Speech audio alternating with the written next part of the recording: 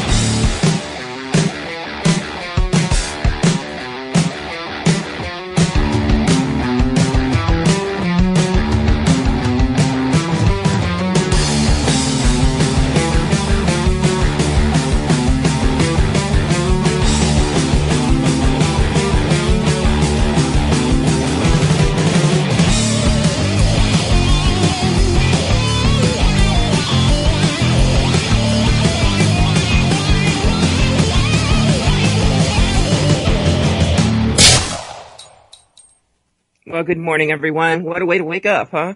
It is Tuesday, March the 4th, 2014. It is 8 degrees this morning in Indianapolis. I do believe the cold weather, I'm knocking on wood here, the cold weather might be finally behind us. And by that I mean any sub-zero temps and massive amounts of snow. Really disappointed in this last round that went through over the weekend.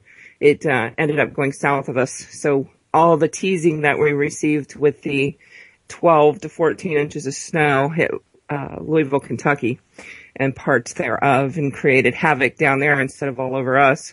So, spring's coming.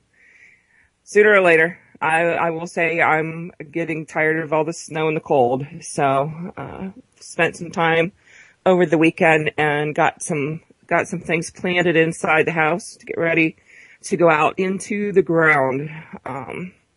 Lots going on in the news this morning. Some of the stuff that I want to cover this morning.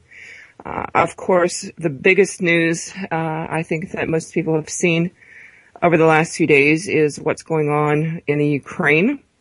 I know there are a lot of theories on why, but basically, Russia is stepping in, and trying to take over possibly several countries over there. One of them, is the Ukraine, which used to be part of Russia to begin with, for various reasons. I know we've been following it over on our Blue News page, but, the situation over there is getting very, very tense. And it's hard sometimes to find accurate news of what's actually going on over there. Luckily, we have a chick, who's been on the show before in the past, Oksana, whose family is in the Ukraine right now. So she's been able to dig up some actual good information, some true information, as opposed to some of the propaganda that mainstream media is trying to force feed us and manipulate us into thinking what's truly going on over there. So, been able to post some of that, but definitely we're paying attention to it because whether you believe it or not, it will affect us here. A lot of people just bury their heads and think, oh, it's, half a world away. And, what could it possibly do to us here when they don't realize that, the Ukraine holds a lot of pipeline, for natural resources that get pumped into Russia. And they've already, started to see the price fluctuations in gas prices in Europe. And the stock markets are already starting to shake because of what's going on over there. So believe it or not, it will affect us here in our cozy little worlds, in our cozy little homes here in the United States. So, with the increase in the price of gasoline and things like that, that money has to come from somewhere. And our boss is not going to give us a raise because, shit's happening in overseas right now. So, to offset the price of putting extra fuel in your vehicle and the extra costs associated with that, a lot of times that digs into your food budget. If at any time in the past you feel a need to prep, now is a very good time, whether to get started or to increase the preps that you have. I do not see this situation getting better anytime soon. There's a lot of tail feathers going up and posturing going on between countries right now. Putin is not one to back down, unlike some other presidents out there. Whether or not I agree with us getting involved is not a matter. It depends on whether or not if we get involved. And right now it's not looking good. So we've already approved, according to Google.com at the news yesterday, that even as broke as we are here in the United States and can't afford to, feed our own citizens or fix our own roads or buy salt for our own cities, we're still approving a $1 billion economic aid to the Ukraine. That money's coming from somewhere, whether we like it or not. We also, according to several news sources yesterday, have halted all military engagements with Russia. We've put sanctions on Russia. Specifically, I hit the Washington Post yesterday. If they don't withdraw from the Ukraine, my husband and I were talking about this last night. Just discussing back and forth, Russia invading the Ukraine. And, we were talking about what's going on. If the same thing were going on in Mexico, would the United States step in? The Ukraine is right beside Russia. And they have a lot to lose if, say, someone like the United States steps in and puts some military bases there. Think about it. If, Mexico was going through the same turmoil, or whatever's going on over there, whether it's paid activists or not.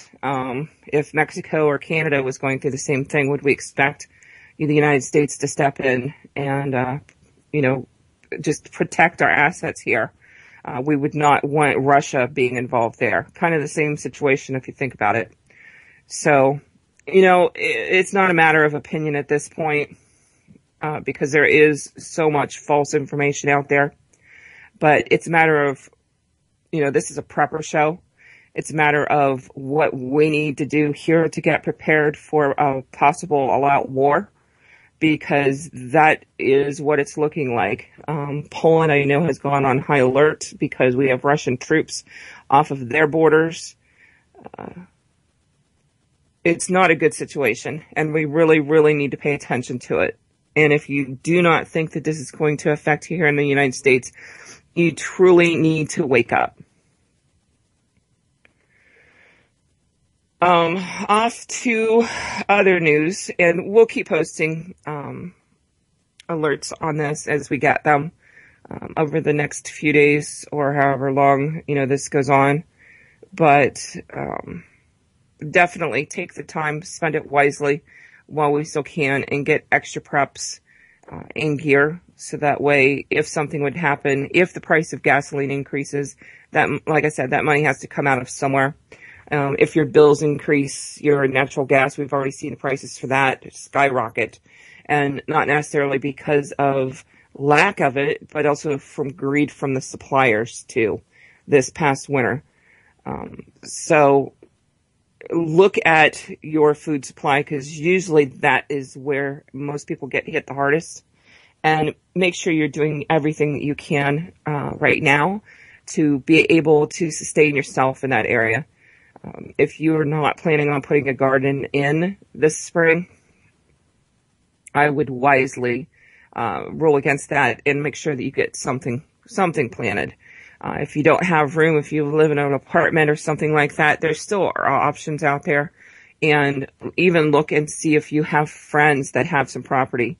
But quite honestly, I did post some recipes already up on the pink page this morning. Some canning recipes. If you do not know how to can, it's really not that hard to do. Usually there's two methods. You have your water bath and you have your pressure canning. It's not as scary as a lot of people think it is. We have new technology these days. I haven't heard of a pressure canner blowing up for a long, long time now. But some things that you could easily get ready is I put a recipe up there for potatoes, to can potatoes. There's one up there for veggie stock, if you're a vegetarian or whatnot. If you have scraps left over from vegetables that you're cooking using for something else, save those. You can easily make a vegetable broth stock with that and then can it. Another thing is some unstuffed cabbage rolls. If that's up your aisle, then definitely. There are multiple sites on the internet to get some great recipes for canning. Take it upon yourself to safeguard your food stocks for next winter. Get a garden in, get this stuff planted, get your food supplies stocked up now before it's too late. You do not want to be coming into November with no food supply, no food store. So, do it for yourself, do it for your family, but definitely something that you need to think about. Some other things in the news. I thought this was, well, I don't know if it's funny or not, but, doing some fracking. Where were they? I want to say down off the South Pole or someplace. Suburban tundra. They were doing some drilling and they unearthed a 30,000-year-old giant virus. It's like, they said it's not harmful or anything like that, but they do warn that one day they could drill into something and unleash something that could create havoc upon the world. So I know we talked last week about Obamacare, and I've heard multiple horror stories when it comes to healthcare and the dramatic turn that it's taking, whereas a lot of people can't afford healthcare, can't afford Obamacare, and are now looking at being fined because they do not have healthcare, which is just, in my opinion, asinine. But there are, men playing behind the scenes that are after specific things that you might have. So, look at alternative medicines. Essential oils, they're awesome. I use those myself. We have a store up on our webpage. I have truly gotten off of a lot of harmful medications by using essential oils. I know I've talked about it in the past. I had knee surgery a couple of years ago now. And the medication that the doctor had me on just had me on a roller coaster ride. You have to understand, I don't take these kind of things normally. And it was to the point where I hadn't slept for days because of the up and down effect. I was constantly feeling like I was falling. And it was so bad to the point where, my husband, poor, bless his heart, had to sit beside me until I fell asleep just because of, the effects of these medications they had me on. And they were just pain medications. One, I believe, was Oxycontin, which from what I understand now, you can get quite addicted to. But luckily, I decided that enough was enough and was doing some research, and that's when I got hooked up with essential oils. I use one specific company, so after doing my research, that's the one I like. That's the one I endorse on my website. There's nothing on my website I endorse that I don't use, believe it or not.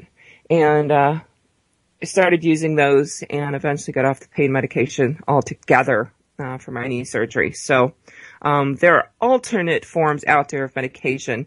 Just dig into your facts and all of that before, and I'm not saying just to flip off the medication altogether, especially if you've been on it for a long time. It's a weaning process.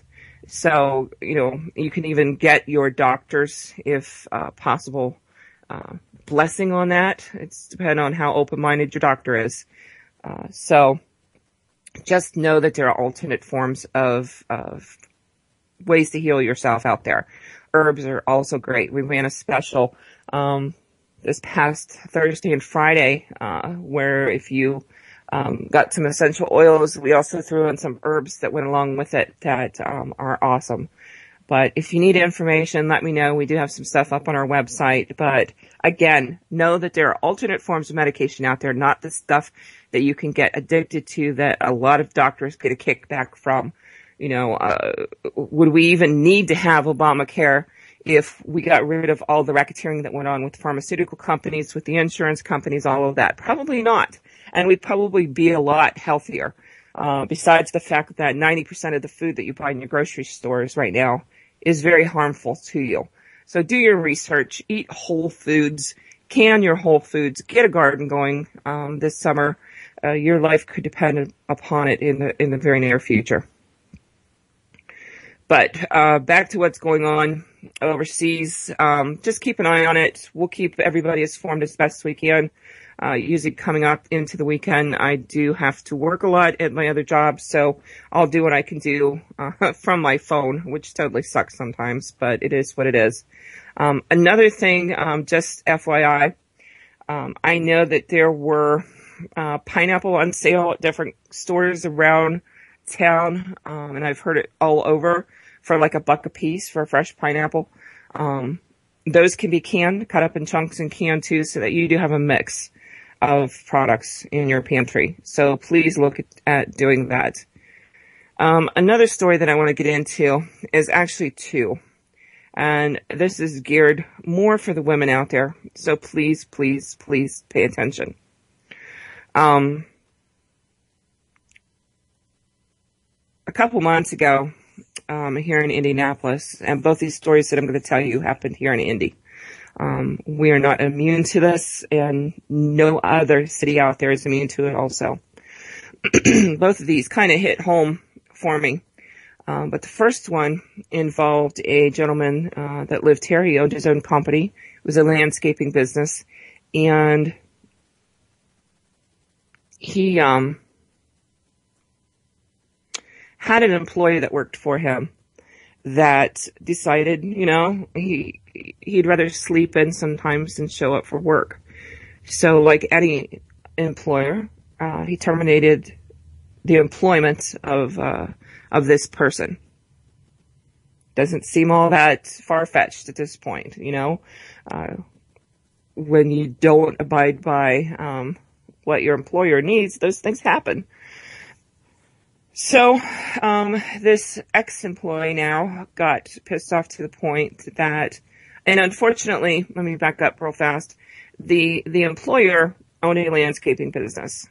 And, unfortunately, he made the decision to have his employees come to his house and do some landscaping work on his house. So, his employees know where he lives.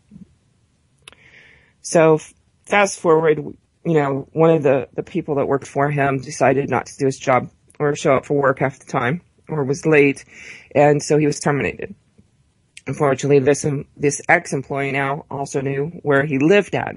So one day while this gentleman was at work, this ex-employee visited his home, and proceeded to take the the employer's wife and daughter into the basement and kill them with a brick. Hell of a way to go. If it's your choice to, in your mind, decide where you want to go with that or not. I can assure you it was not a pleasant situation. Unfortunately, this is the world that we live in today. And I'm hearing more and more and more about incidents like this, which scares the hell out of me because I am one of those employers and I've terminated many, many employees over the years. I can assure you right after I arrived in Indianapolis, I had an employee that had put a hit out on me. He had this elaborate plan, whereas he was going to roll a dumpster up against the back door of one of the places that I visit. And when I arrived, he was going to text the employees that were there at the time and come in and shoot the place up. And he instructed them to go into a safe designated area so they wouldn't get harmed, because he was after me. This is my reality. And this is why partly I do what I do. A lot of women out there live in a very false sense of security, and they think the men in their lives are going to protect them. And unfortunately, that doesn't happen. You know, I've studied what's gone on after downgrade situations, whether it's Fukushima, whether it's Katrina, or any time people are thrown into a bit of a mess and have to leave their homes. And sometimes I know with the tsunami that hit Japan, you know, and the devastation there, that women in general sometimes lost every male in their family and unfortunately did not know how to take care of themselves. Please don't be that person.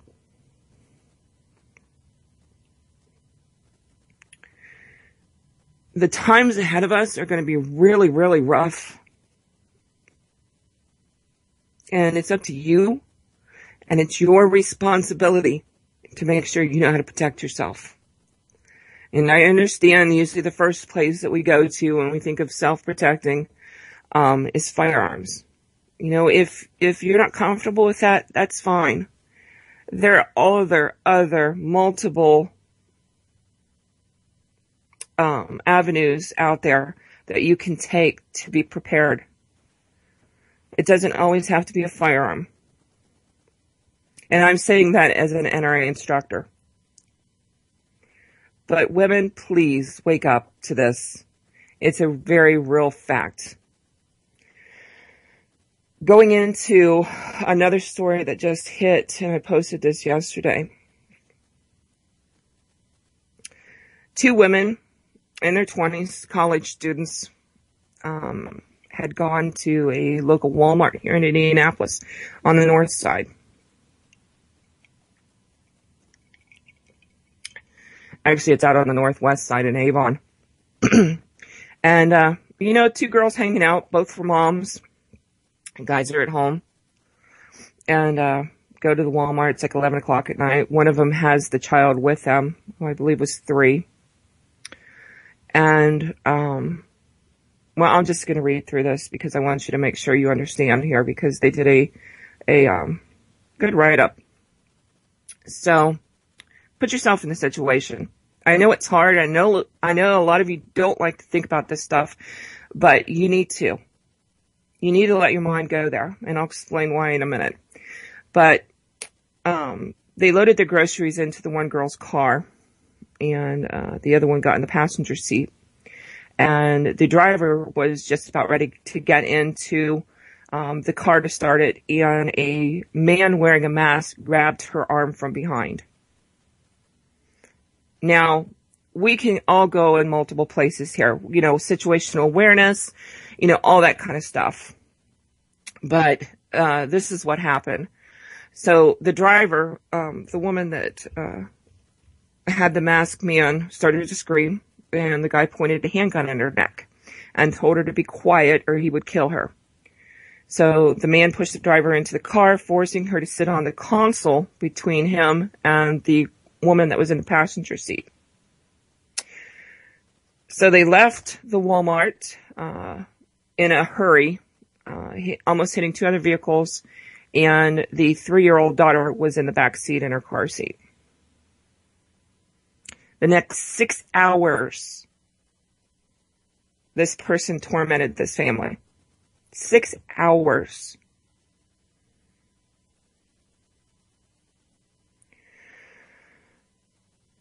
They have arrested the man. It says, gives his name and his age here. He's 37 years old.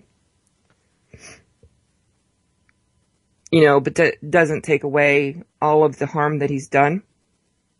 He's been charged with, I think, 40 counts of rape, kidnapping, criminal deviant conduct, robbery, theft, and a multitude of other crimes.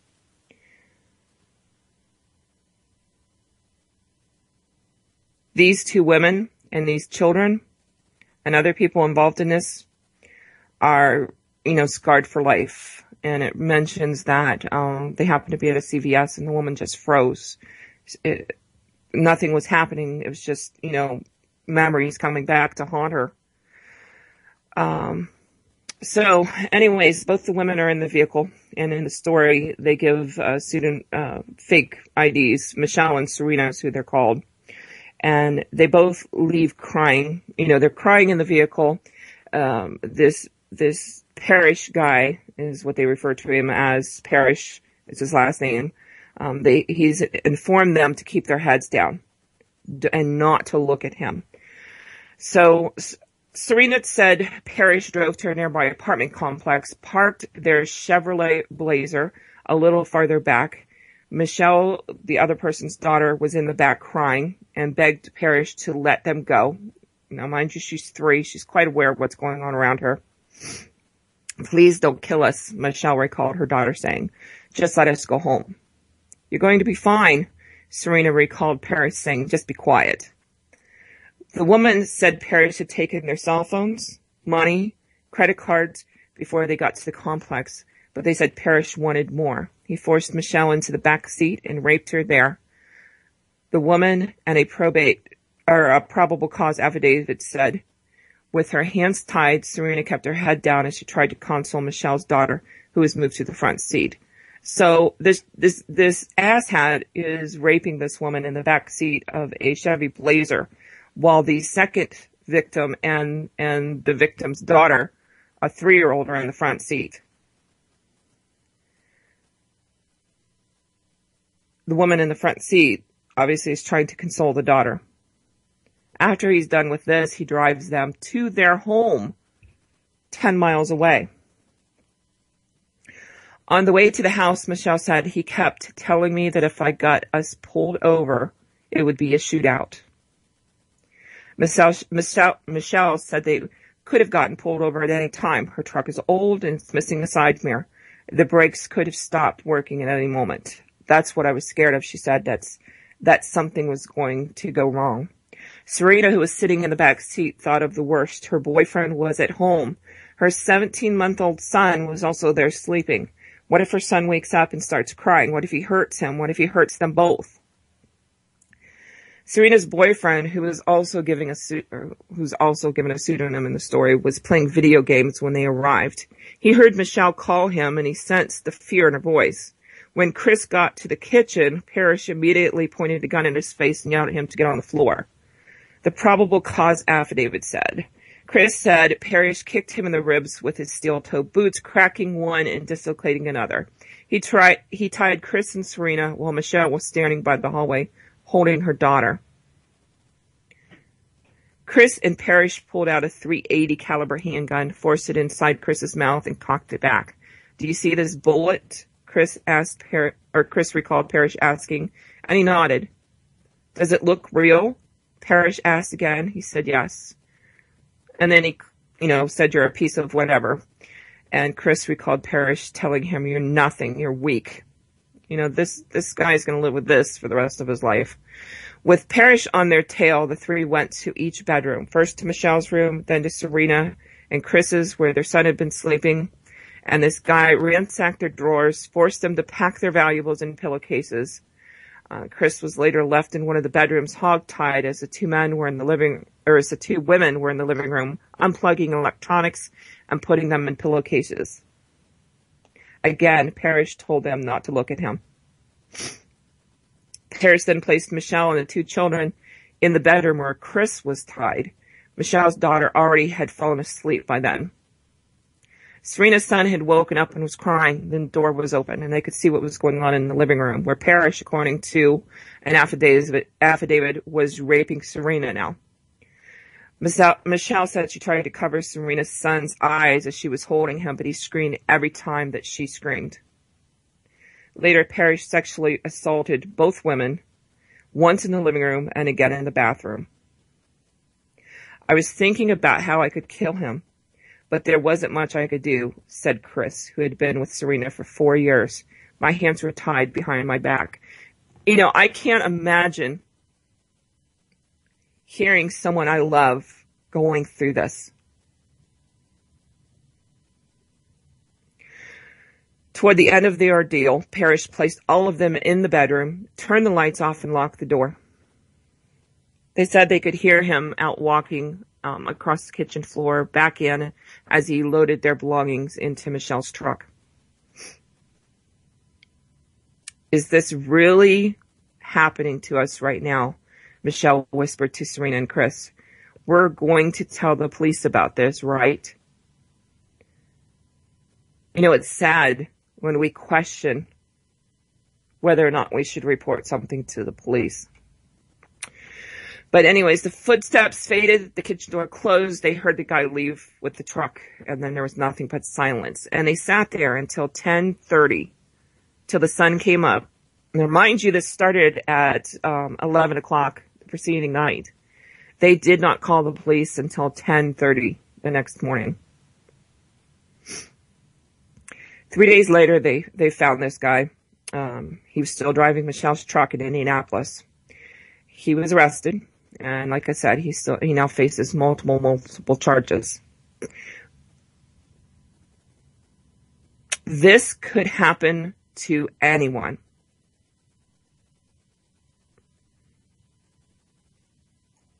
Anyone.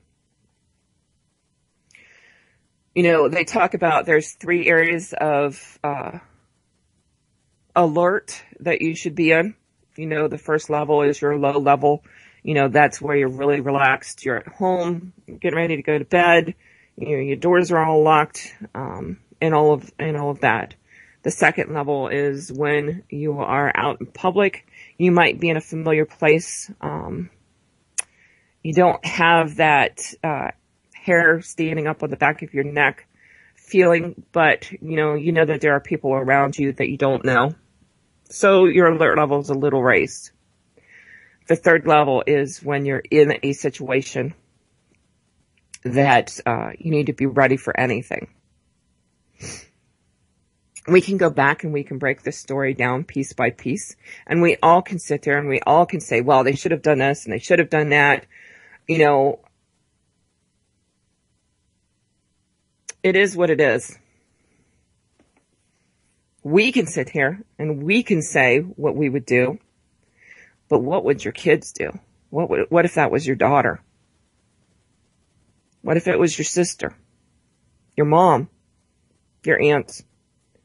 Would they have the ability to do what they needed to do to survive through that?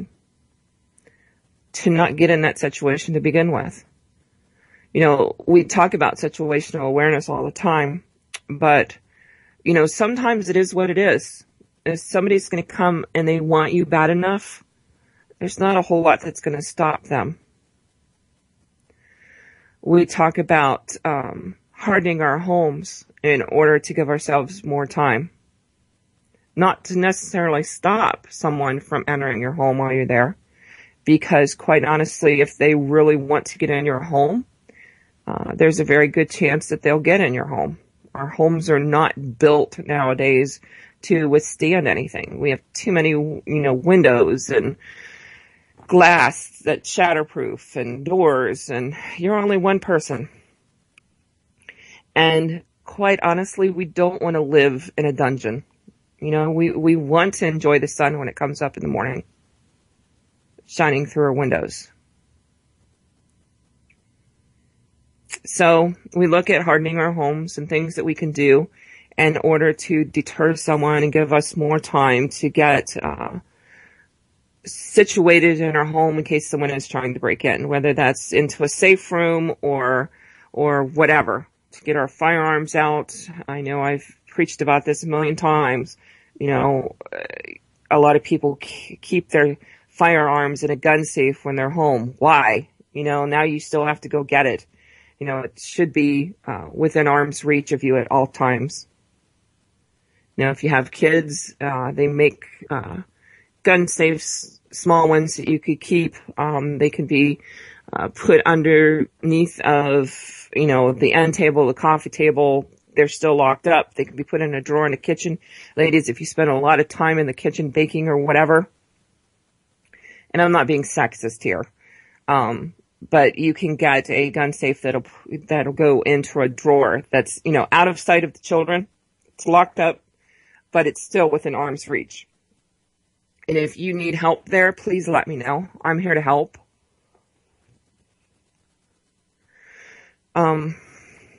But quite honestly, either one of these situations could happen to any one of us at any time. If not directly, to someone that we know. And how many of us sit here and, you know, talk about nobody listens to us anyways? You know, preppers specifically, you know, one of the biggest bitches, if you want to call it that we have is the fact that nobody listens to what we're trying to say. We've seen it this past winter where, you know, we've warned people, hey, there's snow coming, the roads are going to be bad. We saw the first storm come through where we saw thousands of children left on school buses, left in schools because they couldn't make it home. Round 2 comes through, same thing. It's like, hello? Why didn't we learn from the first time? Which is bad enough the second time. But geez, 3rd one comes through, same thing. 4th one comes through, same thing happens. People are stranded, cars are on fire. It's like, what does it take to wake people up?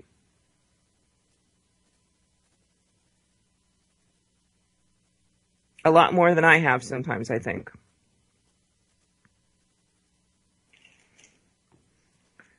And yeah, I mean, these are people that we love. Half the time they're people we live with. We call it normalcy bias. They don't want to deal with reality. They like living in their own little world. It's easier that way. Women are the worst for this.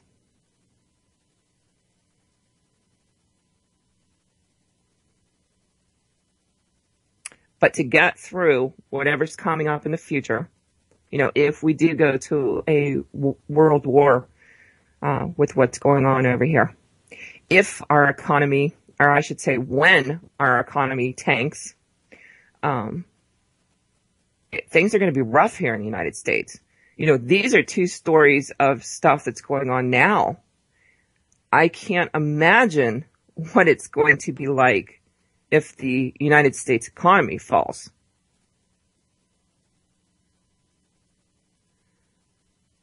If there's any one thing that will sustain a riot, it's people being hungry.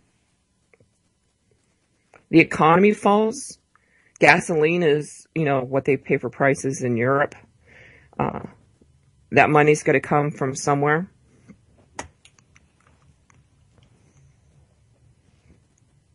Now it's hitting your food budget. Can't feed your kids. How far would you go to feed your children? Would you kill someone? You know, we talk about these situations all the time on our Tuesday night show. We put scenarios out there because we want people to start thinking, which it seems is a lost art in the United States anymore. We want you to start thinking about different situations and how you would handle those. You're not going to be 100% accurate, but it will get you headed in the right direction. One thing they do teach you in martial arts and any kind of self-protection classes is put yourself in different situations. Put your mind in different situations. And then work yourself out of that situation. How would you handle it if it's 5 o'clock in the morning and you're in bed by yourself? Your husband left to go to work and somebody broke in and you woke up and he's in your bedroom. what would you do? What do you have access to? Play the game in your mind before it becomes a reality, because then you're a step ahead if something does happen. What if you're at your doctor's office with your kids and somebody comes in shooting up the front desk? You're in your little room waiting for the doctor to come in. What do you have around you that you can use to protect yourself with? What if you're in the restaurant? You know, there's a difference between things that can conceal you and things that can protect you. I've posted lots of videos up about different calibers of bullets and whatnot, and how they impact, you know, the drywall in your home. A lot of people think they can get behind a wall and it's going to protect them. It's not.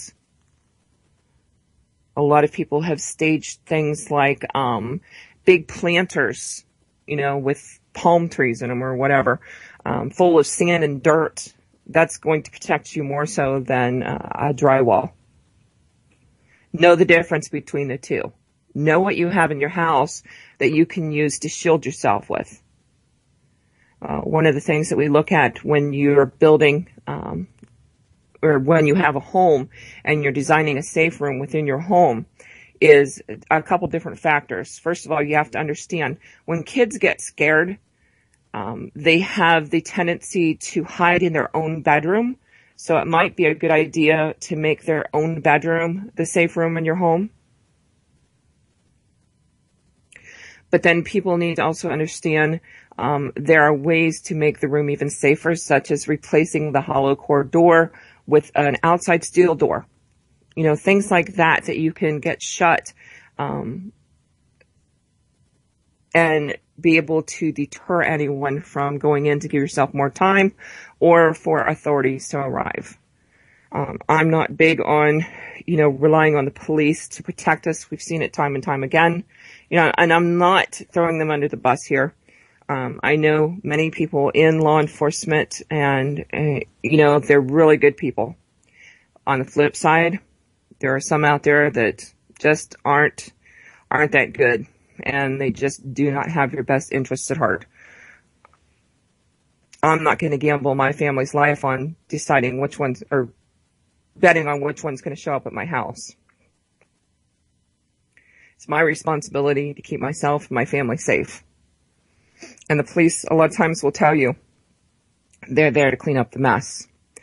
I unfortunately lost an employee here not too long ago, and I was talking to the detective here in Indianapolis, and they are overwhelmed. They do not know where all the crime is coming from. Every day, it seems like we wake up and someone else has been killed in the city. It's reality. It's not going to get a whole lot better. And he even said as much. You know, they don't know where it's coming from. They're overwhelmed.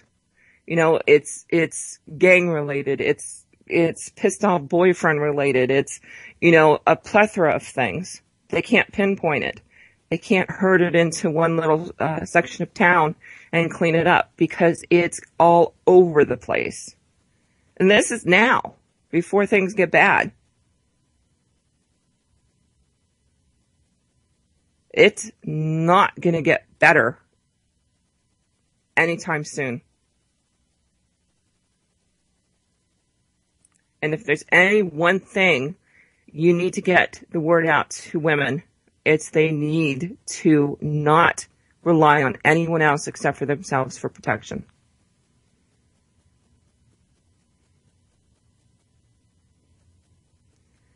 These are two very real examples of what's going on out in the world today.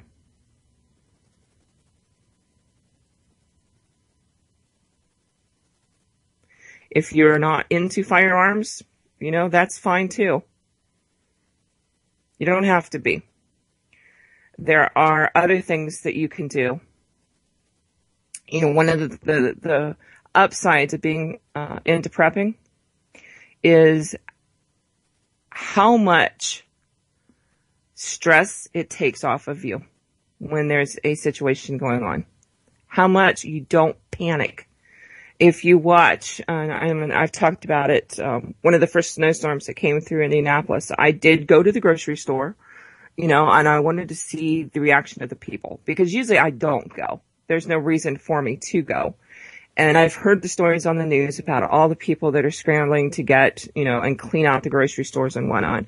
So I went. I wanted to see it, and people were panicking.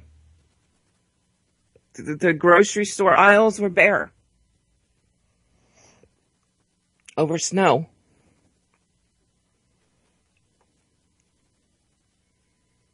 The last couple that we've had, I've sat home with my family. We sat around playing games or, playing on the internet, updating Proper Chicks, make sure everybody else knew what was going on. And, it's nice to be able to sit home and not worry about anything. If the power goes out, hey, the power goes out. I was kind of disappointed that nothing did happen because, the best time to try out your preps is when in a very, structured, downgrid situation. But we got nothing. So, we had power the entire time and, life was good. Fire in the fireplace, everybody was happy and eating food and full and, while other people were out in the city scrambling to find the last loaf of bread.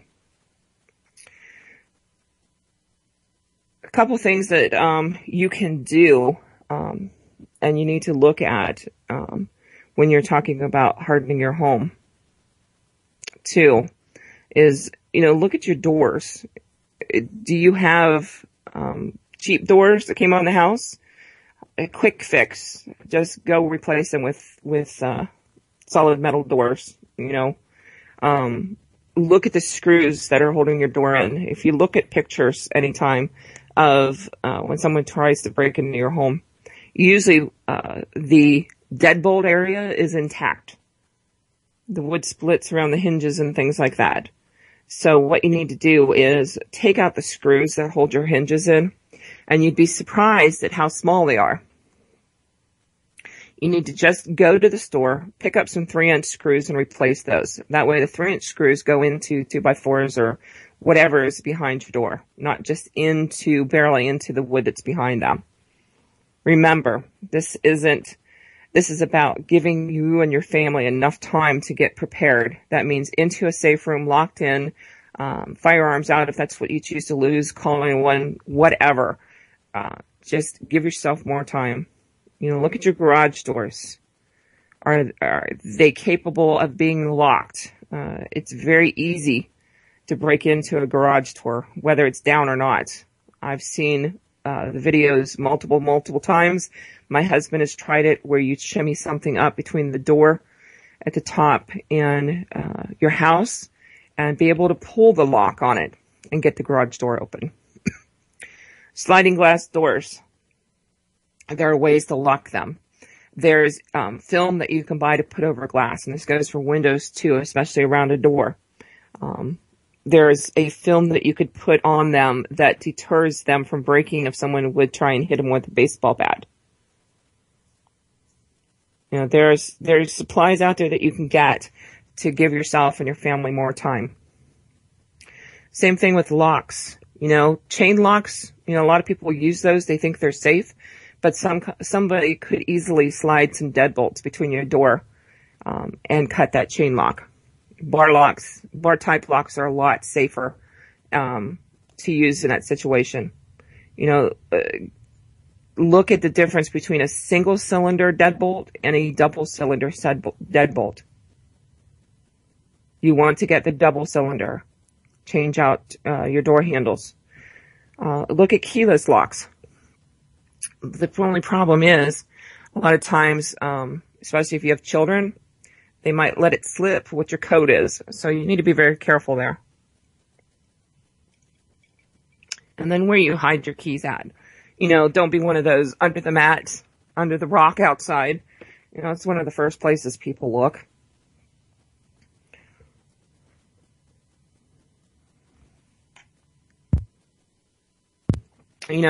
We talked about the safe room, and having a defense plan. Some things that you need to keep and think about keeping in your safe room is an extra cell phone. that you can easily turn on. Make sure there's a charger in there if you need it. A flashlight next to your batteries. A set of your car keys. That way if you do get out and you can get out, you can get in your car and leave if you need to. Protective devices. I know a friend of mine, Rob Pincus, got some flack over the fact that he mentioned that you should stage a firearm in your child's room. And people were just appalled by the fact you should not keep a gun in a child's room. And they're just going off on him. Let me, follow his train of thought. If your child has a tendency to hide under their bed or in their closet in a stressful situation, where do you think they're going to go if somebody breaks into your home? Probably back to their bedroom, which would logically make sense to make their bedroom the safe room. So you flipped out the door. You've done all this stuff to make it safe. Now you're locked in there. They make devices. They make gun safes. If you choose to use that as a form of protection, a firearm, they make safes that you can put up in the, top of your child's closet. That's locked, that they don't have access to. But if there's a situation and you need to get to it and you're locked in your safe room now, you have it there. It's a personal choice, one that you have to make, but know that there are options out there. Another thing that people don't commonly think about is some type of ladder, especially if the safe room is on the second floor. What happens if this person that's broken into your home tries to flush you out with a fire or catches your house on fire when they leave? One thing that you might want to stock in there is a ladder to be able to get out if you need to. And of course, always put a plan together and practice. You do not want your child walking out into the middle of a robbery. What happens? What do you want your child to do? And how would you want your child to react if somebody broke into your house and has you in the kitchen? Do you want your child coming into the kitchen when they hear voices? Or would you rather have them go to the safe room and lock themselves in? These are things that you need to think about. Going back to the first story that I told you about today, the pissed off ex-employee took the man's wife and daughter into the basement. Did they live in a false sense of security? I don't know. I don't know these people personally. I don't know every step of events that happened. I can formulate things in my head, but, I have questions. Why would you answer the door to someone you don't know? But then again, they knew this person. This person had been at their home. It's not always the strangers that you need to be wary of. There was someone I interviewed when I first started doing this. Someone that was a good friend of the family, that, was in their prepping group that raped this woman. You have to know how to protect yourself. Take some form of martial arts.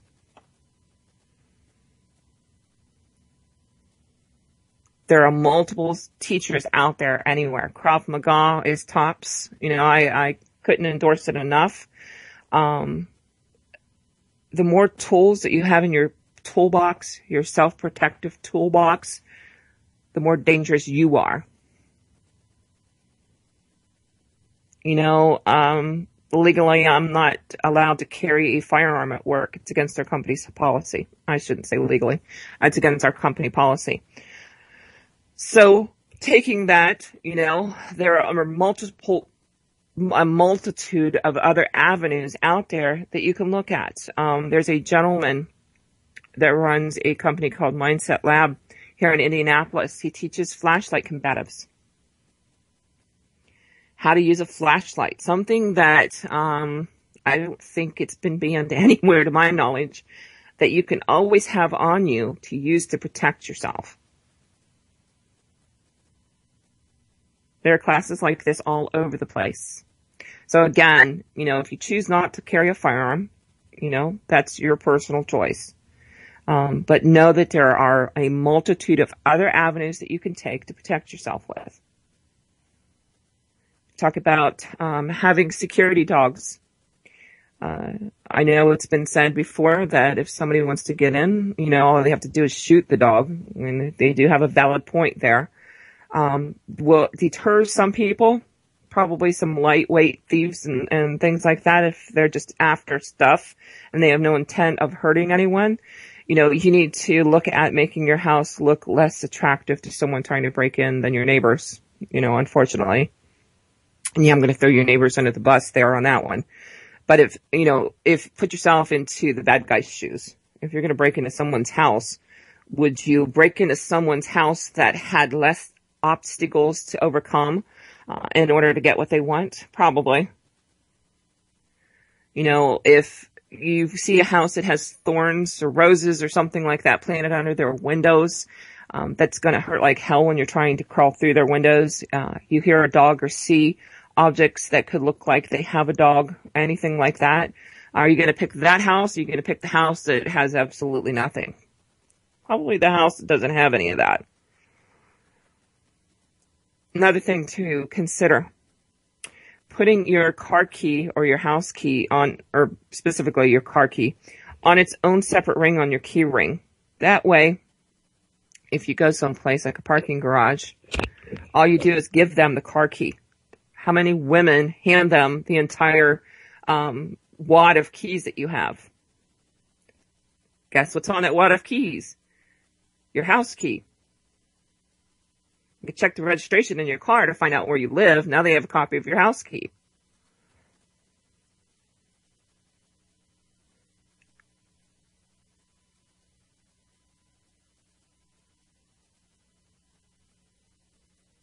Another place I want you to think about making sure that your situational awareness is up is at ATMs.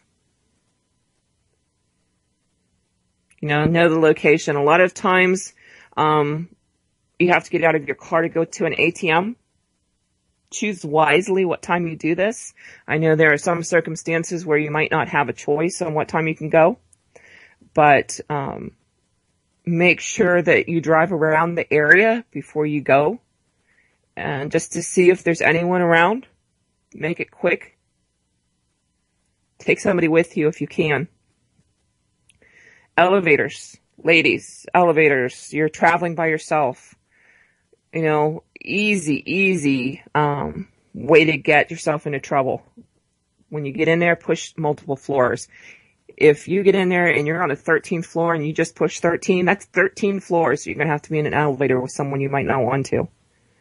Push multiple floors so you have the opportunity to get those doors open and get off there if you have to. Never, ever press the stop button because it will lock it up.